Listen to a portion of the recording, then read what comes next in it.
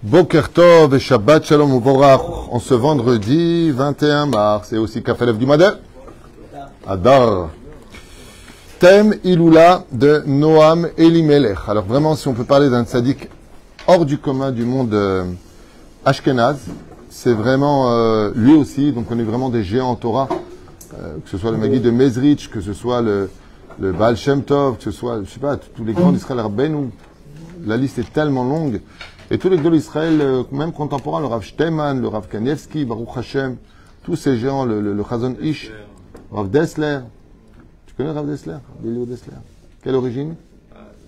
Anglais. Anglais, lituanien. Oui, à la base, oui. Puis un des plus grands géants reconnus dans le monde entier et respectés de tous, le fameux Chafetz Chaim. Baruch Hashem, Lo Chaser. Qui? Chafetz Chaim, il était de Tunis. Il me dit oui en plus. Il me dit voilà. Non, il était juste de Russie. Il était de Radin, qui est à côté de Donateur. Radin, Donateur. C'est pas grave. Non, faut me suivre quand je fais. C'est bien, c'est. Certaines personnes, ça prend du temps. Alors, ce chien nous est offert gracieusement, Baruch Hashem, par Fabrice, que je trouve Rechoto, au Bechol, à Sherlo, un ami qu'on aime très fort, qu'on embrasse très fort et à qui on souhaite beaucoup de bonheur. Ce shiur est offert donc pour l'élévation de l'âme de Eliaou ben Chana, Roi Hashem tenachenu began Eden Elyon, vechol hashorvim imo bichlal al hachem v'tzedakot v'chen yasunu mar amen.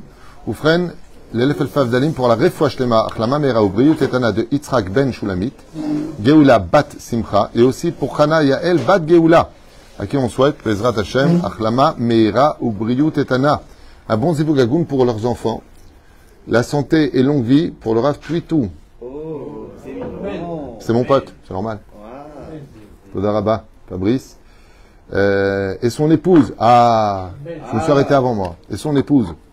Bezrat Hashem. L'élève Al-Fabdanim, c'est l'histoire d'un mec qui meurt et qui arrive au jardin d'Éden et sa femme, elle le voit de loin, elle court vers lui comme ça. Elle lui dit, mon mari. Il lui dit, non, le curé l'avait dit, jusqu'à ce que la mort nous sépare.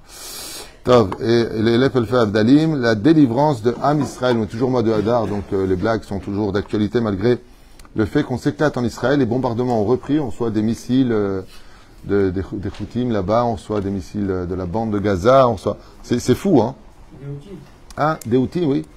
Top, délivrance de la Am Israël. Mais c'est bizarre parce que malgré tout ce que l'on vit, sur le domaine militaire, sécuritaire, économique, en général, mondial et tout ça, malgré tout, Israël est considéré par les sondages internes, je ne sais pas qui exactement, 10e pays le plus heureux du monde. 8e. Non, parce que toi tu bois beaucoup d'alcool, tu m'as dit un 8e. 8e. D'accord. En tout cas, et il y a aussi autre chose qui m'épate en Israël, c'est qu'avec toutes les difficultés qu'on encourt, le niveau scolaire à partir du baccalauréat fait partie des meilleurs mondiaux. Les universités... Non, jusqu'à aujourd'hui. Hein. Jusqu'à aujourd'hui, nous avons un... Non, je peux te promettre que non. Le taux d'invention qui sort d'Israël annuel dépasse tous les pays du monde entier. Sur le domaine, bien sûr, on est juste 9 millions d'habitants ici. Hein. On remet ça, prend 224 millions d'habitants aux États-Unis. Donc oui, aval, au niveau même des diplômes et les plus avancés, ça vient de ce pays. Depuis 1948, Israël a apporté une avancée universelle et internationale qui a aidé toute l'humanité à évoluer. C'est vraiment important de le savoir combien ce pays n'est pas simplement une indépendance pour un peuple qui revient sur sa terre, mais aussi un avantage pour tellement de monde, hormis le fait que c'est le seul pays, bien sûr, démocratique dans le Moyen-Orient. Hein. Mais c'est fou combien ce pays, cet aéroport, c'est qu'avant la guerre, le 7 octobre, le duty free d'Israël faisait le plus gros chiffre d'affaires avec Tokyo et New York. Plus gros chiffre d'affaires. C'est fou combien Am Israël Kedoshim. Le seul truc qui me fait beaucoup de peine avant de commencer mon cours, c'est qu'il y a 1 million d'Israéliens qui vivent aujourd'hui en dehors de l'État d'Israël, sont installés en galoute. 1 million d'Israéliens. Je ne sais pas si vous comptez le chiffre. 1 million. 1 million. Pas 1000, 2000, 100 000. 1 million. C'est un peu plus de 10% commun de la population, parce que dans 9 millions, il n'y a pas que des juifs. Et c'est vraiment dommage. Ouais, pour moi, c'est triste. Mais bon, après, chacun a ses cas, ses difficultés.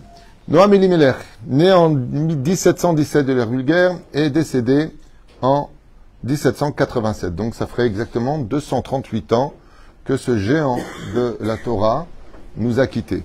Alors en général, vous savez que on a l'habitude de dire il a les chamaï, d'accord ? Un petit peu comme ça, des couples comme ça qu'on ne peut pas séparer.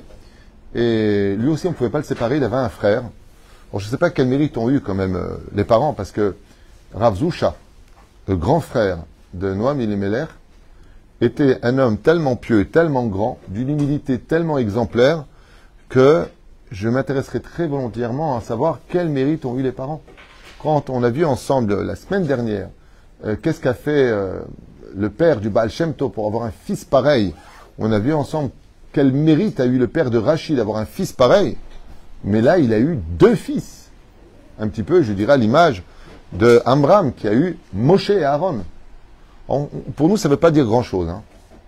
Mais juste que vous sachiez quand même un petit rappel de la Gemara ou de Orchot Tzadikim ou de tellement de références, c'est que quand on a un fils qui est un grand tzaddik sur terre, la Gemara nous dit que même si le père était un grand rachat, on l'appelle tzaddik dans le monde d'en haut.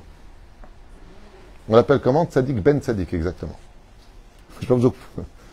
Les parents qui vont sacrifier leur vie pour que leur enfant soit au Talmud Torah, qu'il n'ait pas ce maudit portable non cachère avec tous ces réseaux sociaux et ces influences néfastes, qui va tout faire en sorte pour que son fils il reste à la yeshiva et qu'il devienne un grand Talmid Chacham, posek à la raja, mais il a acheté tout simplement la Rolls Royce du monde futur. Même si lui c'est un Amaharetz, il connaît rien, comprend rien. Même s'il est naze, il arrive devant Dieu, qu'est-ce qu'il y a marqué dans Baba Metzia? Il dit qui c'est celui-là? C'est mon voisin? Non, c'est un Talmud. Oh mince. Ouais. Toute la Torah de son fils vient à son aide. Le Kaddish de son fils le fait monter dans le Gan Eden Elyon. Et Charles Taher, on ne peut pas imaginer combien c'est un mérite d'avoir un fils. J'ai pas encore de... Sans vexer personne, bien sûr, moi je vous aime tous, hein, je ne suis pas là pour juger. Mais j'ai pas de souvenir encore qu'on a fait la grande Iloula d'un grand médecin professeur en cardiologie ou neurologie. J'ai pas de souvenir.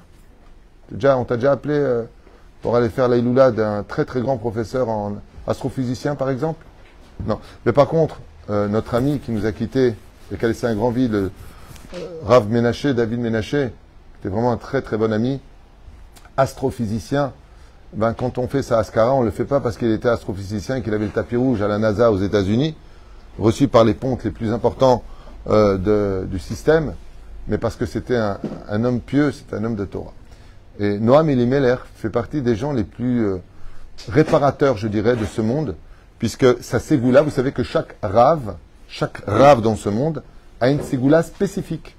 Par exemple, si je vous dis, je veux me marier, sur quel tzaddik a un lien avec la ségoula du mariage?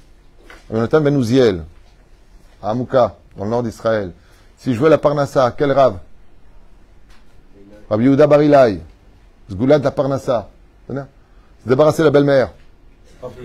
Aller à Gaza. C'est la blague du jour. Mais chaque rave, on ne va pas tous les faire, a une ségoula spécifique. Et Noam Elimelech, c'est quoi sa ségoula, vous le savez? À quoi il est relié au Noam Elimelech? Alors je vous explique un petit peu. Ce grand et ce géant de la Torah s'est occupé principalement dans ce monde de réparer le Etz Hadat. Donc, il est relié à quelle ségoula d'après vous? Apporter la vie dans le monde. Puisque le Etz Hadat, quand il a été consommé, apportait la mort. Et donc, pour avoir une belle Leda, pour avoir Besdiat d'Hachem un enfant qui soit bien protégé et autres, c'est la ségoula de Rabbi Noam Elimelech Milizensk. Zaz Goulacheo. C'est pour ça qu'il est bon d'avoir par exemple ce livre-là. Vous mettez le livre de Noam Elimelech qui parle essentiellement donc de la paracha de la semaine, qui lui-même d'ailleurs avait dit que tout celui qui étudie son livre le vendredi soir, dans le ciel, il priera pour lui. Noam Elimelech. Il est vraiment du monde d'en haut. Si tu étudies ma Torah, je prierai pour toi. Un petit peu comme le Zera Shimshon, lui-même l'a promis, que tout celui qui étudie ses Mahamarim sur la paracha de la semaine, il priera pour lui. Pourquoi? Vous ne pouvez pas savoir. Je vous le dis vraiment avec toute mon âme et tout mon être. Chaque fois qu'on ouvre le livre d'un tzaddik sur terre, tu vas étudier par exemple les Marsof Alavan de Rabbi Yaakov Abu Hatzera, ou tu vas étudier une Gemara, tu vas dire Ravashi il a dit par exemple, Shmuel, Rava, tu prononces les noms de son enseignement, au même moment tu donnes une lumière intense dans son monde futur. C'est-à-dire que les tzaddikim, ils voient de loin, mais c'est quoi? Quand je dis de loin, c'est ça, c'est imagé, on ne peut pas comprendre avec notre cerveau. Qu'est-ce que c'est cette lumière qui grandit? Ça veut dire que sur terre, ouais, on est en train de parler de ses enseignements. C'est pour ça qu'il y a marqué que Siftotav dovevot bakever. C'est au moment où quelqu'un parle, par exemple, des enseignements de Noam Elimelech, Rabbi Noam Elimelech Milizensk, au moment où il en parle, dans le kever, ses lèvres parlent. Donc, dans le kever, il y a le pshat et puis il y a le sod. Le sod, c'est que dans le monde d'en haut, on voit une lumière intense, intense. Pourquoi? Parce que tant qu'on parle d'une personne, c'est qu'elle est vivante. Donc vous imaginez un petit peu ceux qui parlent de ce monde, ni ils ont soutenu la Torah, ni ils sont venus à des cours de Torah. On parle d'eux au début de quoi? De l'héritage.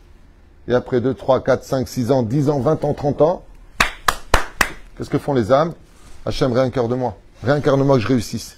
Fais-moi descendre dans une famille religieuse, que je sache c'est quoi Shabbat, que je fasse Torah Mizot Masim Tovim. Sinon quoi? Shum Davar. Shum Davar. Shum Davar. Aujourd'hui, vous êtes pratiquement tous farad à part... toi, t'es quoi, toi? Toi, t'es du Maroc? Je suis du côté des Ashkenazim, à droite. Assimilé. On a cet extraordinaire...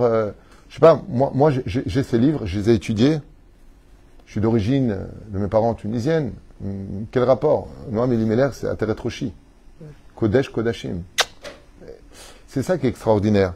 Ce que j'aime le plus chez les tzadikim, ce que j'aime vraiment le plus chez les tzadikim, c'est que quand il y a une iloula d'un tzadik quelconque, le Rabbi Lubavitch, quel rapport avec nous? Mais comment tu peux rater la iloula du Rabbi? Comment tu peux pas ne pas fêter la iloula du Rabbi? Tu vas chez des gens tunisiens, tu trouves le cas de Rabbi Yaakov Abou Hatzerot Baba Saleh, mais c'est pas un rab de Tunis.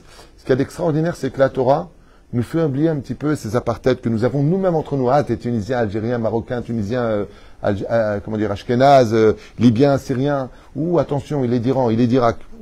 Mazash tu as Am Israël, c'est Echad. Et nos tzadikim, ils ont cette force. Par exemple, tu as un problème, à l'époque, il y avait le Rav Sha'arabi. Rav Sha'arabi, Rabbi Montray Sha'arabi, ayat Tzadik et Sodolam. Tzadik et Sodolam. Où il y avait Baba Saleh à la Vachalom. Mais qu'il est ashkénaze, j'ai un problème. Va chez Baba Saleh. Ah non, il n'est pas ashkénaze. Il n'y a plus de d'où tu viens, qu'est-ce que tu es, est-ce que tu es de chez moi, tu n'es pas de chez moi. Combien de gens ont été voir le Rav Kanievski? Combien de gens ont tapé à la porte du Rav Shteman? Et c'est ça qu'on doit prendre des tzadikim d'Israël, les Gdolé Israël, c'est que leur origine à eux, c'est Hébreu, Avram, Yitzhak et Yaakov. Et chaque juif, c'est son enfant. Tu vois le Rabbi de Lubavitch à la Vachalom debout toute la journée comme ça. Pas lui dire, dis-moi, toi, t'es de mon bled. Quand tu rencontres quelqu'un, tu vas en vacances, par exemple. Et toi, tu es de quel bled du Maroc, le pauvre? Moi, je suis de Gaza. T'es de Gaza. C'est que, faut qu'il s'occupe des poubelles à Gaza. J'étais là-bas, non, mais attends. C'est pas possible. Tu sors de l'hôtel, t'as une odeur de poubelle, c'est pas possible. Faut nettoyer un peu là-bas. Faut parler avec le maire. Ok? Et maintenant, t'es en vacances et tu rencontres plein de gens que, bon, tu connais. Mais t'en as un qui vient de ta rue, à côté, tu vois. D'un coup, il y a une amitié. Vous avez remarqué ça? Ah, t'es de tel bled. Ah ouais, et tu connaissais l'épicier, tu connaissais. Bah oui, je suis du même bled. Alors, méchané. Mais il y a toujours une espèce d'amitié quand on vient du même bled qui s'instaure naturellement entre nous. Nos tzadikim, ils ont ça avec chaque juif. Ah, t'es juif? Zéo m'explique. Il n'y a pas besoin de savoir d'où tu es, d'où tu viens, quel pays. Davar nifla venisgab. Et la chen, la sgoula de Noam Elimelech, elle vient pas faire une division entre alors toi t'es de chez moi, je te fais. L'echol am Israël des esrout gadol meod de parler de lui. Juste vous donner deux petites histoires sur Rav Zusha, parce qu'on peut pas parler de Noam Elimelech sans Rav Zusha, on peut pas parler de Rav Zusha sans.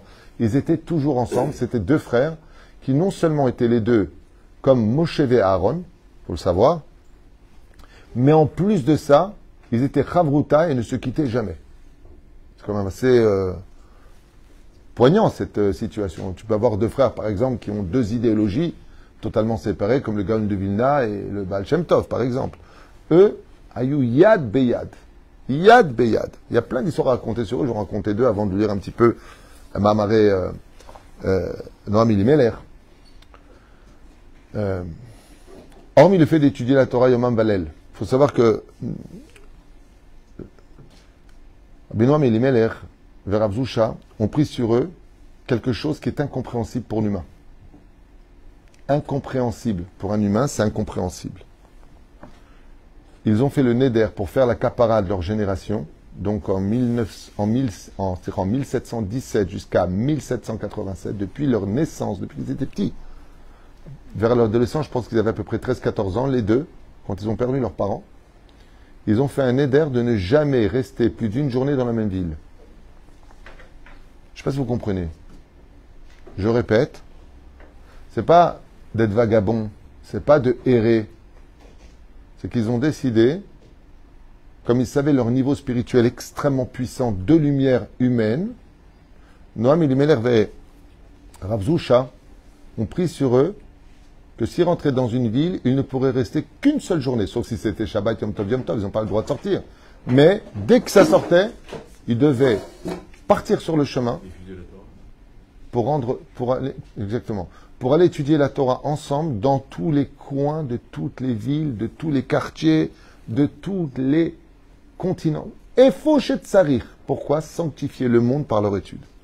Je ne sais pas si vous comprenez que la journée est passée, on vient de voir le son, et maintenant tu dois partir. Mais je vais où? Extrêmement pauvre. Extrêmement pauvre.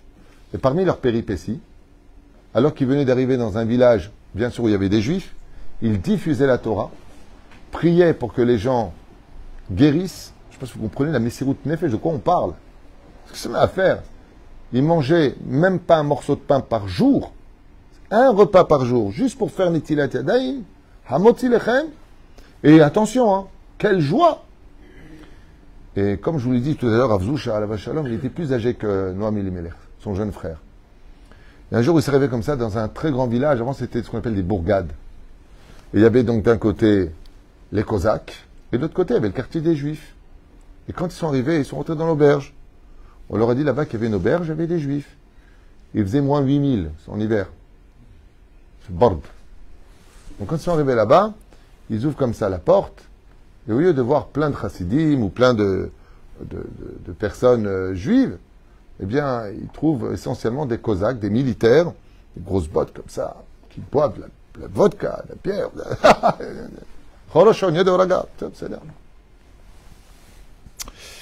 Et ils n'ont pas du tout les moyens, donc ils voient comme ça.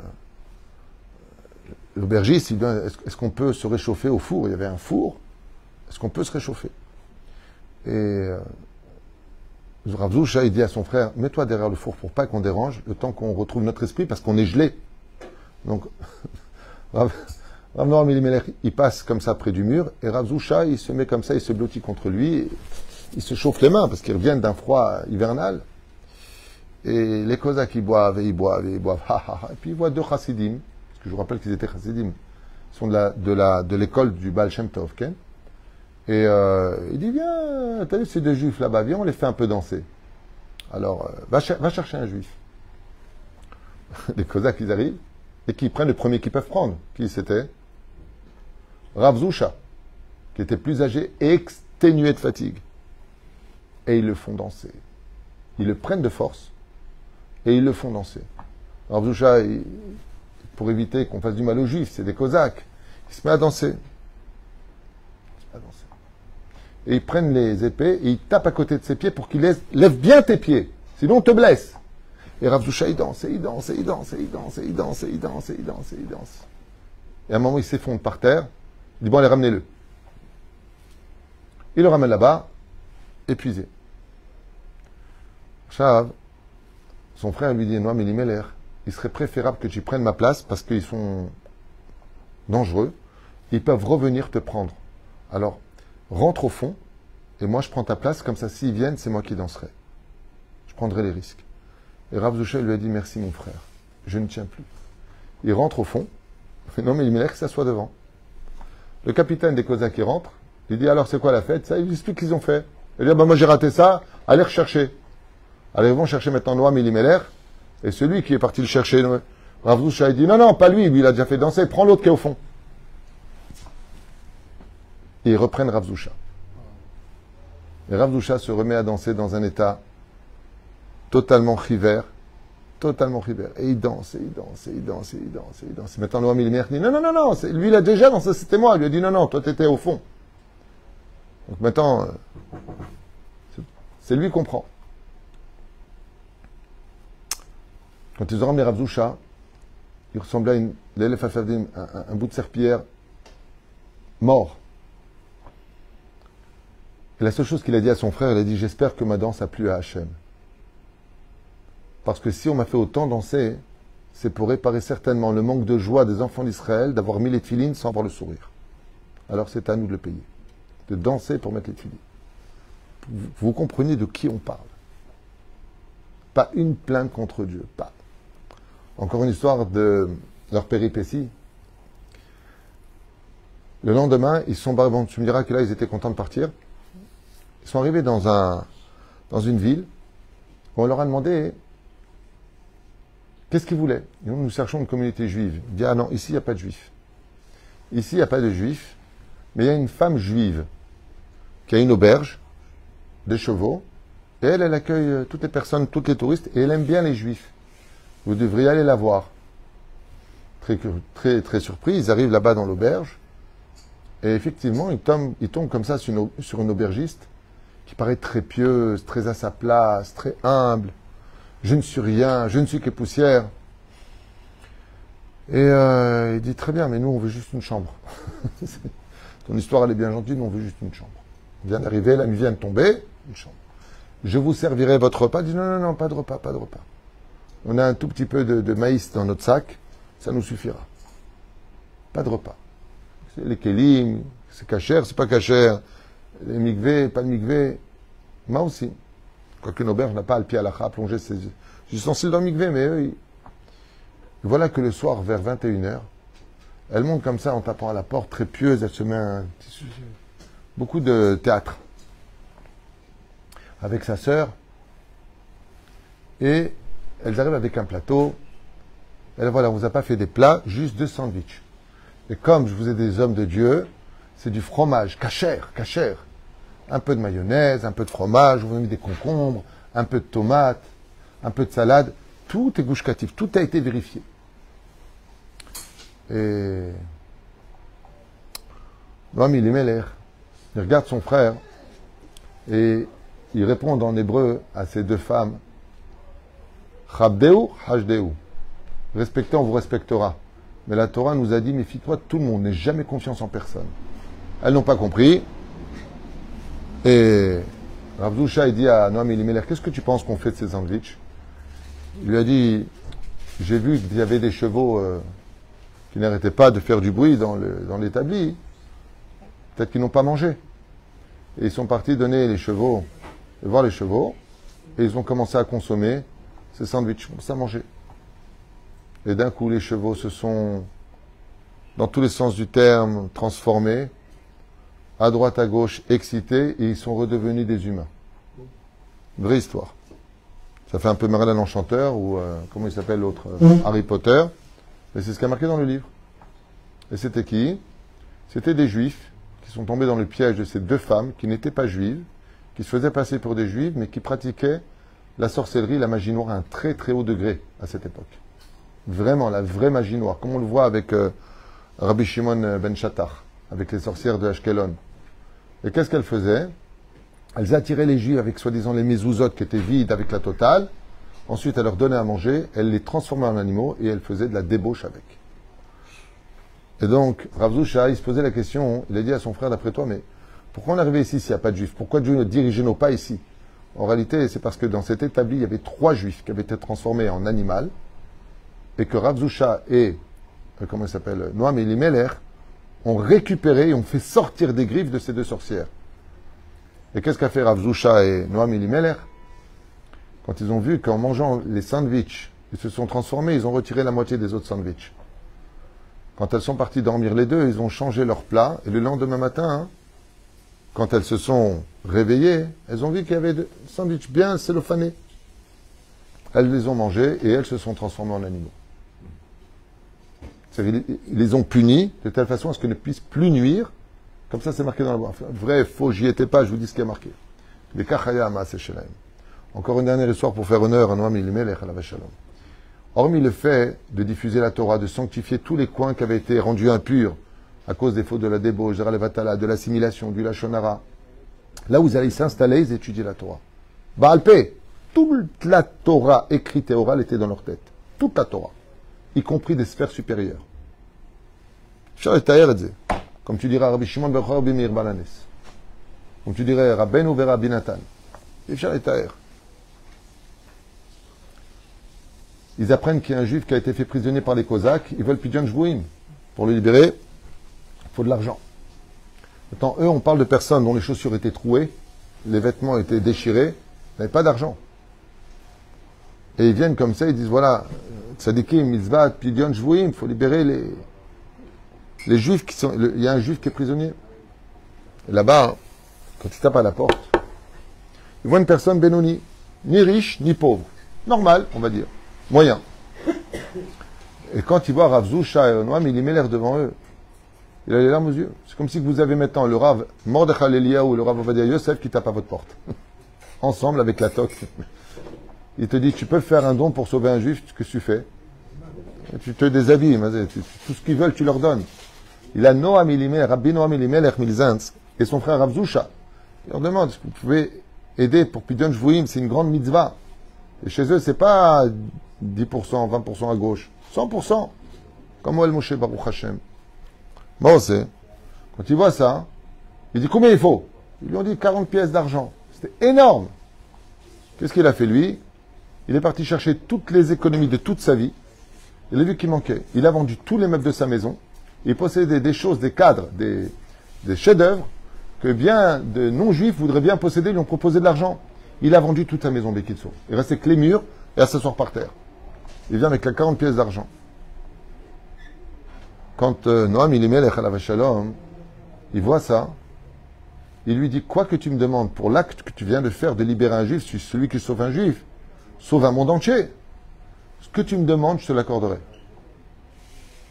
Et qu'est-ce qu'il fait? Rav Zusha dit, Amen. Il lui dit, ok, quand est-ce qu'il vient le Mashiach?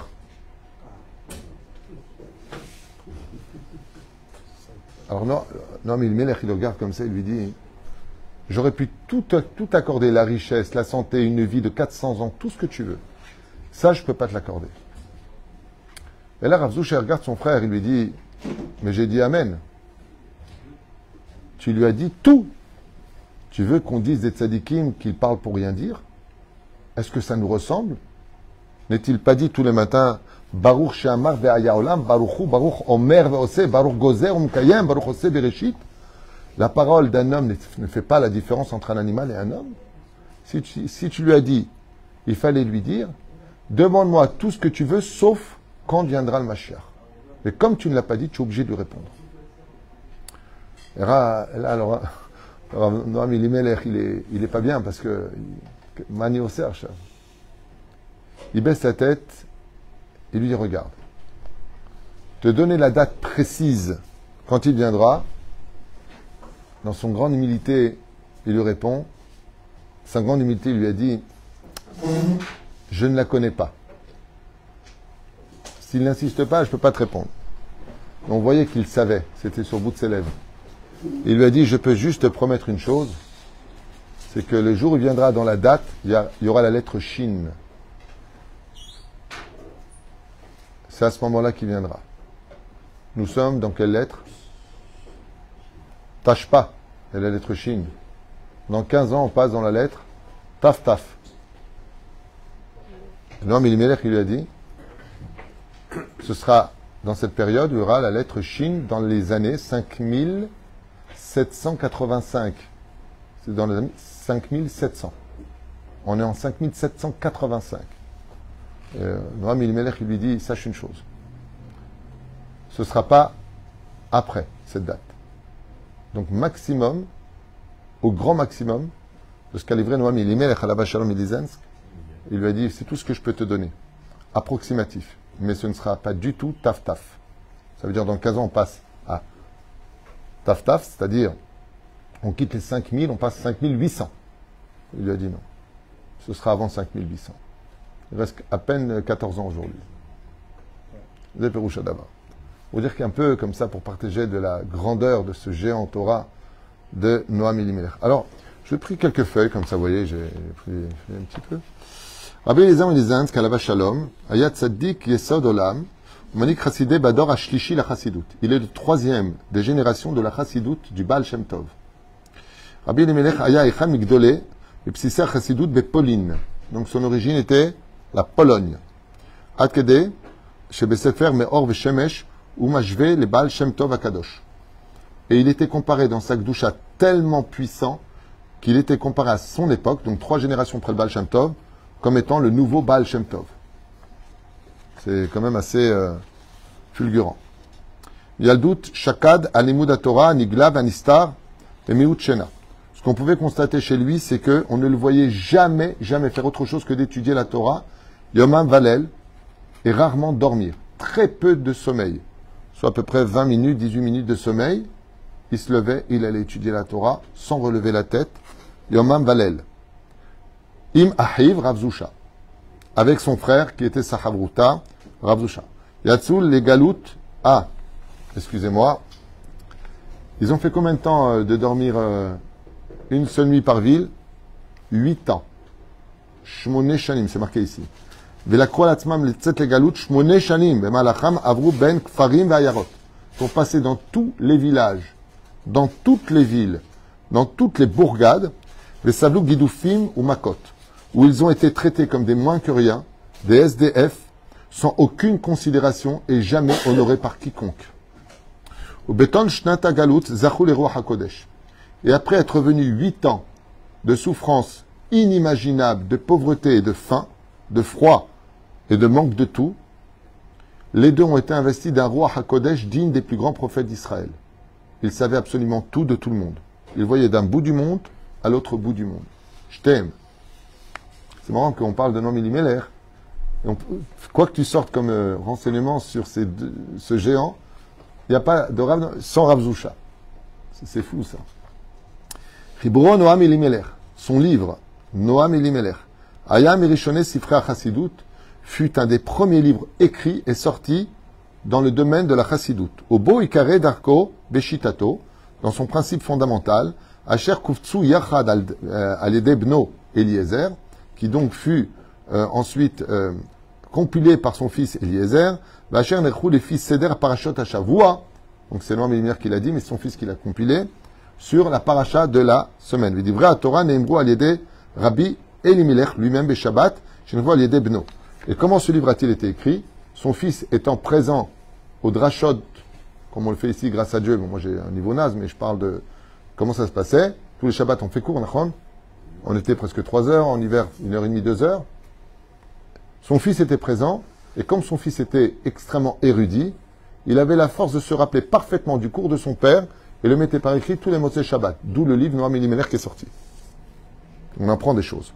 L'achar Sheraam Aviv Kibel et Birchato, quand son père, donc avec l'autorisation, quand il a sorti le livre, son père, Noam Elimelech, a regardé ce qu'il avait écrit et il lui a dit, tu as été fidèle à chacune de mes paroles, c'est exactement ce que je voulais enseigner. Et il le bénit. Afalpi, Tzivul lo avi et asefer litfus, atrapterato chez la vive. Mais son père lui ordonna de ne pas le publier jusqu'à sa mort. Il ne voulait pas qu'il soit publié. Pourquoi? Pour ne pas recevoir des compliments ou du kavod pour le livre qu'il avait écrit.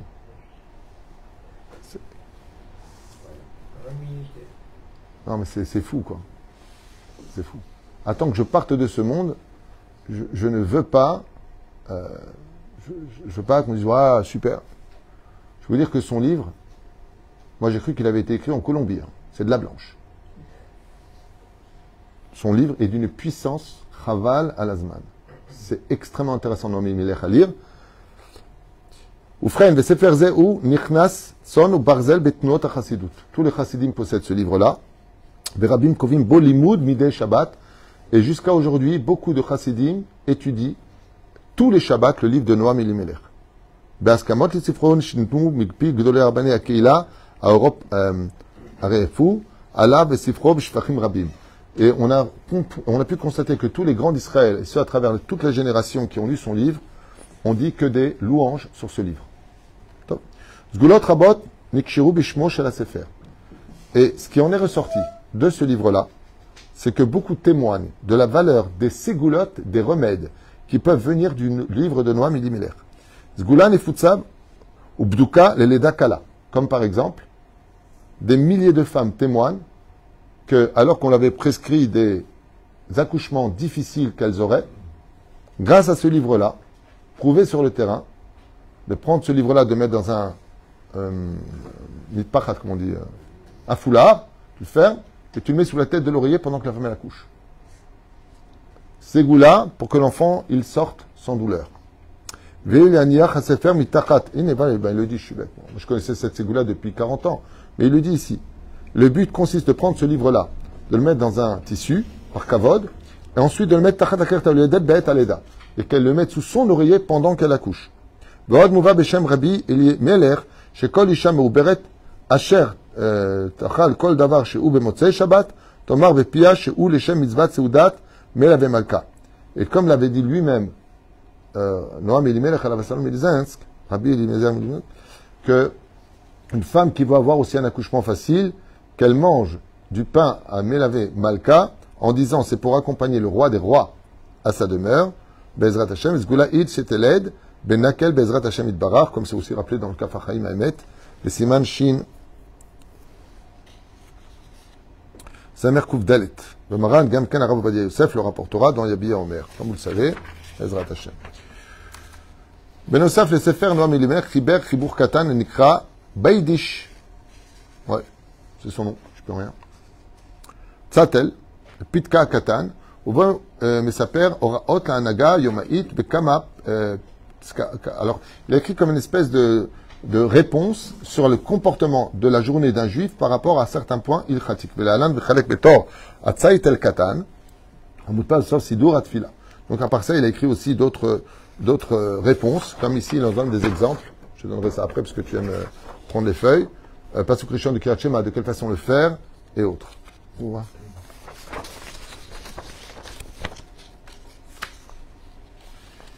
Mitalmida Vakdoshim, il a eu des dizaines et des dizaines et des dizaines d'élèves qui se déclarant au fur et à mesure, de par leur grandeur et leur doucha. Alors pour nous, ça ne dit pas grand-chose, mais pour le monde chassidim, tout le monde connaît Bezrat Hashem, Aoev, Israël, mais Apta, par exemple. Rabbi Aaron Lev, ah oui, ben, ça on connaît. Rabbi Shilain, Rabbi Eliezer Horowitz, tous à José Miloublin, très connus. D'ailleurs, très conseillé d'étudier le José Miloublin. À Magid Mezrich, Mikotsnitz, pardon, excusez-moi. Et un de ses élèves les plus réputés et le plus connu de tous, le plus aimé de Dieu d'ailleurs, on l'appelait, Rabbeinu, il disait de lui que Dieu l'appelait mon fils. Non, mais non, pas l'autre. Lui, le vrai. Rabbi Yitzhak de Berditchev. Okay. Rabbi Levi Yitzhak de Berditchev, Tzodek. Rabbi Levi Yitzhak de Berditchev était l'élève de Noam Elimelech. Chi. Rabbi Menachem Mendel mi Louba. Non, pas du tout. Mi Reminov. Rabbi Moshe Yehuda Lev mi Sassov. Ou Baal, et ce fameux, ce qu'on appelle le Baal, Maor HaShemesh. Maor HaShemesh, Bezrat Hashem, tous étaient, et bien d'autres, Talmidim. Donc on voit ici que... Hein? Oui, ils sont tous dans Michod Anachon. Mais chez Gia, Shaito, Sharben, le Melach, Lipatam, Mina Olam, Samar Yadav, Al-Rashi, Talmidav, Ule-Arba, Me'em, Krovim, Beyoter, et Evir, Mikrocho, Rouchani. Et Noam Elimelech, avant de rendre l'âme, avec ses élèves, il en approchait 4 particulièrement qui étaient les plus proches de lui, en mettant ses 2 mains sur leur tête et en demandant au Créateur du monde de passer toute sa Torah, toute sa spiritualité, toute sa force chez ces 4 Talmidim, Keneged Yud Kevavke. Et qui était-il, d'après vous? La Chosé Miloublin, Mimeno Bikesh, Lachanoch et Chayenu, Tzvi Elimelech Shapira Midinov. Donc il lui a demandé de continuer de divulguer la Torah, de faire d'autres élèves. Natan Kocho Rouchani Shel Maorenav. Le Magid mi Kotznik. Pareil, il lui a donné. Et Kocho Rouchani Shebalev. Donc, un, il lui a donné sa force spirituelle, l'autre, la force de son cœur. Rabbi Mendel Mirimnov, Natan Koach Neshama Bemocho. Il lui a donné son intelligence et sa force d'analyse. Le Rabbi Me'afta, Natan et Kocho, chez Bepiv, et lui, il lui a donné la force de la parole, car le Rav Noam Elimelech Alav Shalom était un homme extrêmement fort, aussi au niveau du langage. Ça veut dire, même les choses les plus compliquées à comprendre, il avait le langage de pouvoir les transmettre avec une simplicité que tout le monde pouvait comprendre. Et on le voit aussi dans son livre, quoi, que faut être quand même balèze pour le comprendre. ומצאו ארונו שלם, כאשר פתחו את ארון גילו ליד מתן גופו שלם כאילו הוא זה עתה נטמע ולאחר מלחמה הוקם אוהל חדש. Il faut savoir que pendant la Deuxième Guerre mondiale, il ramène ici que les Allemands sont arrivés jusqu'à sa tombe et ils ont ouvert sa tombe pour la souiller mais ils l'ont laissé quand ils ont vu que son corps était tellement intact qu'ils pensaient qu'il venait uniquement d'être enterré. Quand ils avaient appris la date de sa mort, ils ont compris que mieux vaut ne pas avoir affaire à lui. C'est pour cela qu'après la Deuxième Guerre mondiale, afin de sanctifier, de solidifier sa tombe, un OL a été fait au-dessus de sa tombe tout de suite après la Deuxième Guerre mondiale. Mais les nazis ont témoigné, qui est ce juif qui vient d'être enterré? On lui a dit non, ce juif a été enterré il y a 180 ans à peu près. Ils ont dit c'est impossible. Il y a les peaux, les os, les yeux, le nez, il y a tout est complet. Noam Elimelech. Rabbi Elimelech alav shalom niftar en ce jour saint, le 21 du mois de Hadar, Be'ir Rabenoto, à Melizensk. Vekavru, Vekevro, Afar Lemakom, Alia la Regel, et on considère que d'aller sur sa tombe, c'est comme si qu'on montait pour Pesach, Shavuot et Sukkot au Beth Amikdash.